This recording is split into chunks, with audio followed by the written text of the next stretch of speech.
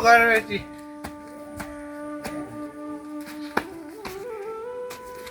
Hello आमा तपाईँ र यो घर छोडेर मलाई पनि कहाँ जानु मन छ र तर पनि दाइकै खुसीको लागि भए पनि यो घर छोडेर जानुपर्छ। छोरी म बाँचिन्जेल तैँले यो घर छोडेर कहीँ पनि जानु पर्दैन।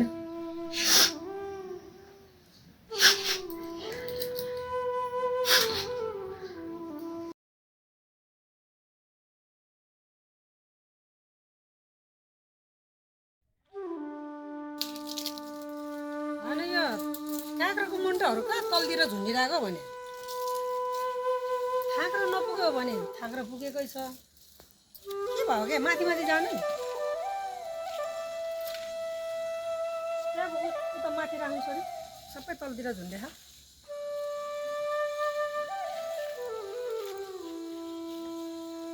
त्यत्रो थाक्रो छ त माथि माथि माथि जानु नि के भयो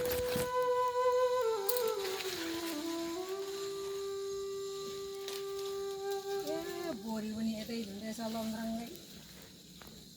यो चाहिँ इस्कुस हो क्या हो छोरी यो इस्कुस हो?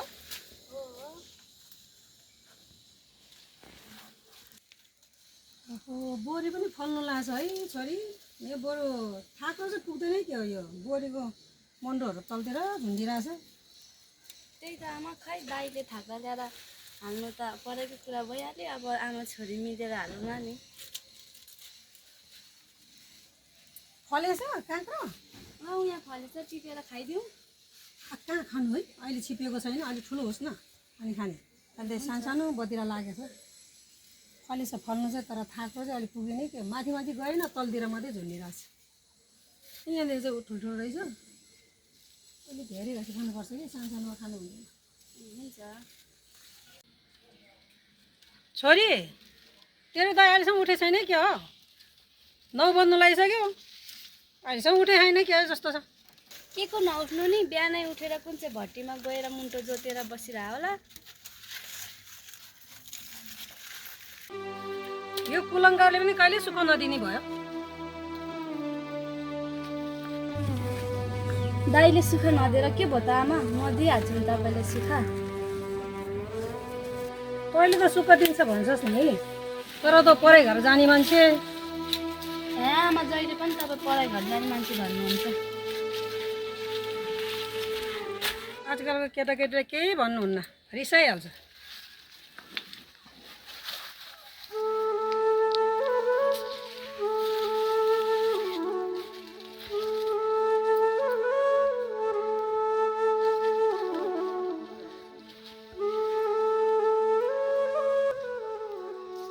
मुन्टो जोत्ने भनेको आफ्नै हो अरूको मुन्टो जोतौँ भने त सक्नै पऱ्यो नि।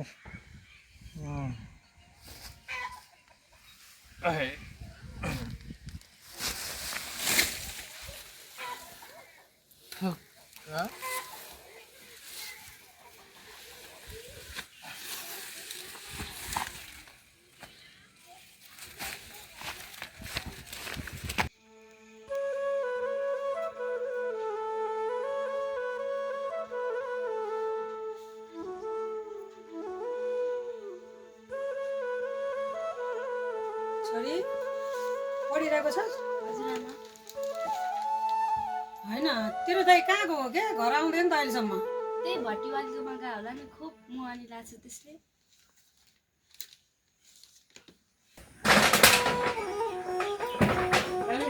हिँडेको नि 4-5 घन्टा भइसक्यो अझै घरै पुग्दैन त। जे भने जोसुकैले जेसुकै भनोस् मेरो बाउको सम्पत्ति चाहिँ कसैलाई दिएको म यात्रा घरबेटी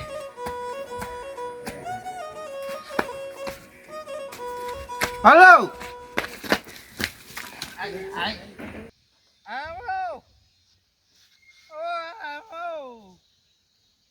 आमा दाइको आवाज जस्तो छ त बाहिर। खै म त त्यति कान सुन्दैन हिँड्दा हेरौँ। खै हो कि को हो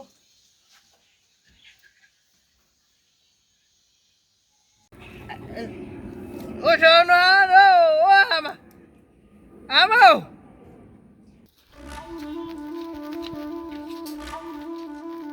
हेर कुकुरको मुख खाएर डङडङ्गै लडिबसेछ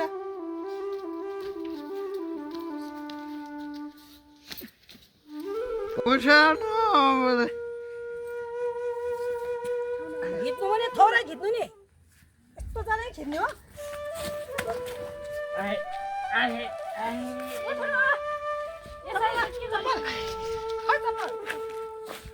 एउटा जब त ल्याएकै छैन के हो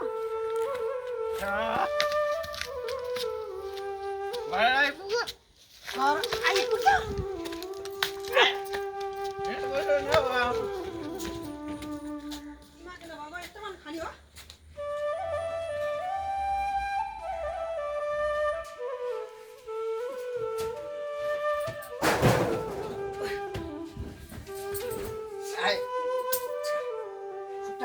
हिलो हिलो छ चप्पल कहाँ फालेर आयो दाइ तैँले यो के गरेको दिनरात यसरी खाएर हिँड्दा तेरो जीवन चल्छ यसो घरमै बसेर काम सघाउनु हामीलाई यसरी दिनरात खाएर बाटोमा लडेर बस्दा गाउँ समाजले कुरा काट्छ घरको इज्जत जान्छ अलिकति लाज लाग्दैन चौला तैँले सिकाइराख्नुपर्छ मलाई के गर्नुपर्छ के गर्नु पर्दैन भनेर अझ इज्जतको कुरा सिकाउने मलाई तँलाई तँलाई थाहा छ इज्जत भनेको के हो तेरो इज्जत छ यो समाजमा भन्ने कुरा गर्छ बोल्दा चेपाइते पाउँछ चुप लाग्यो है आमा तिमी तिम्रै कारणले गर्दा यो पुलपुलिरहेको छ मेरै कारण हो तपाईँले यसरी पुलपुलै यसरी चाहिँ खाएर हिँडेको दुनियाँको कुकुर मुख भोग्दै हिँडेको नाच्छ यो आजसम्म यो घरमा के हेरेर बसेको छ मेरो बाबु सम्पत्ति हँसिनुको लागि त घरमा तेरो मात्रै हक छ यसलाई पनि मैले जन्मेको तँलाई पनि मैले जन्मेको तेरो मात्रै हक छ तेरो मात्रै यहाँ बढ्ने अधिकार छ हेर आमा बढी चढी कुरा नगरिएको एउटा नाफा खोजेरलाई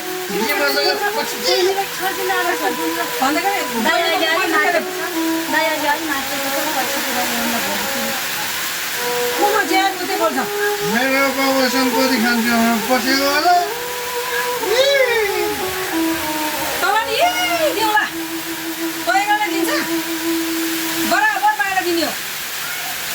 हेरिदिन्छ कसरी बराबर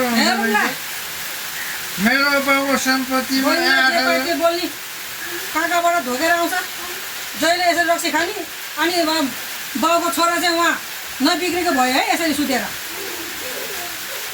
बाटो बाटोमा सुतेर आएर भर्खर लिएर आएको छु घर के अरे भित्र हेर अब भनिदिएको छु त्यसको एउटा नाटोसँग बिहे गरेर पठाइदेऊ तैँजना निस्केर यस्तो दरबार हामी राख्दैन मेरो बाबु घर म बस्न नपाउने मेरो बाबुको घर अनि उसको त बाबु घर होइन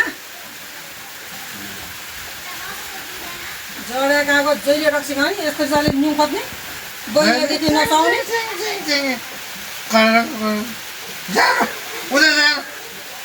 किन भित्र किन ल्यायो होला यसलाई त म जोडेर फालिदिनुपर्छ यसलाई खल्टामा फालिदिनु पर्ने छ यसलाई कति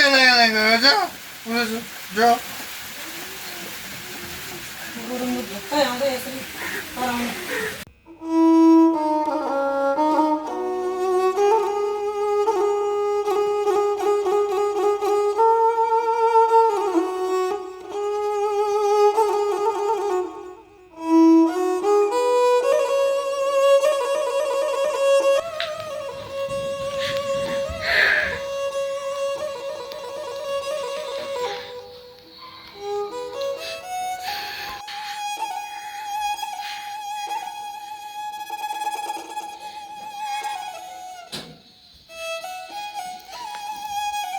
छोरी के भयो तँलाई किन रोएको अन्त किन रोएको आमा छोरी मान्छेले आफ्नो जन्मघर छोडेर पढाइ घर जानै पर्ने होला समाजको मान्छेले यस्तै भन्छन् छोरी, तर मलाई लाग्दैन यस्तो आफ्नो जन्मघर छोडेर परे घर जानैपर्छ भन्ने। छोरी, जुन घरमा हामी जन्म लिन्छौँ त्यो घर हाम्रो पनि हो र हामी त्यो घरको छोरी पनि हो। जब हामी जन्मघर छोडेर परै घर जान्छौँ त्यो त नयाँ सम्बन्ध र नयाँ परिवार जुटाउने यात्रा मात्रै हो छोरी।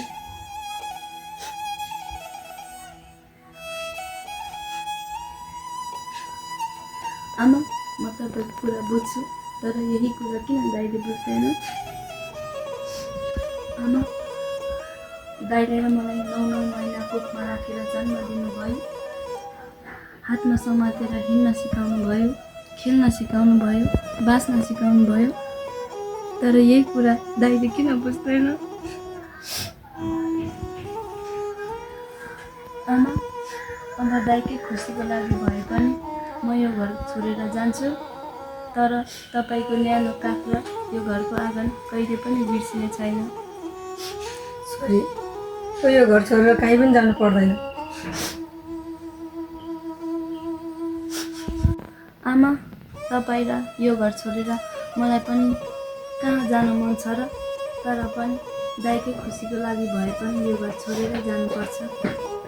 छोरी, म बाँचिन्जेल तैँले यो घर छोडेर कहीँ पनि जानु पर्दैन।